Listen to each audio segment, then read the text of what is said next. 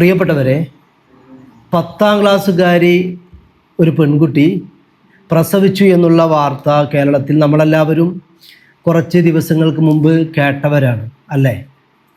ഇന്ന് അത് സംബന്ധമായിട്ട് വീണ്ടും വാർത്ത വന്നിരിക്കുകയാണ്. നമ്മളെല്ലാവരെയും ഞെട്ടിക്കുന്ന വാർത്തയാണ് ഇന്ന് ചാനലുകളിലൂടെ നമ്മൾ കാണുന്നതും കേൾക്കുന്നതും.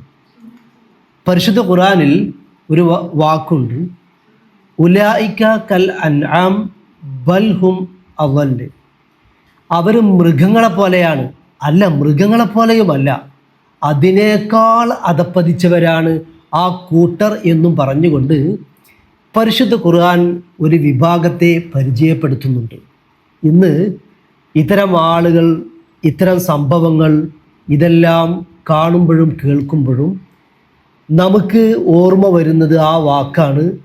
ഇവർ മൃഗങ്ങളെപ്പോലും ലജ്ജിപ്പിക്കുന്ന, നാണിപ്പിക്കുന്ന ആളുകളായി പോയല്ലോ. ഇരുകാലി എന്നുള്ള പേര് മാത്രം, നാൽക്കാലി എന്നും പറയാൻ പറ്റില്ല. എന്ത് പറയുന്നു? സ്വന്തം രക്തത്തിൽ നിന്നും ജന്മം കൊണ്ട ഒരു മകളോട് ഇങ്ങനത്തെ ചിന്ത വരുന്ന ആളുകളെ എങ്ങനെയാണ് നമുക്ക് നോക്കിക്കാണാൻ കഴിയുക? ഏത് മതത്തിൽപ്പെട്ട ആളായാലും ഏത് ജാതി ആയാലും നമ്മളൊക്കെ മനുഷ്യനാണല്ലോ.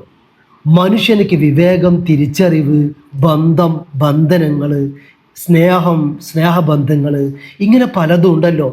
ഇവറ്റകൾക്കൊന്നും ഇതൊന്നുമില്ലാത്ത ഏത് വർഗത്തിലാണ് ഇവനെയൊക്കെ കൊണ്ടുപോയിട്ട് കെട്ടാൻ പറ്റുക എന്നുള്ളതാണ് ചിന്തിക്കുന്നത്.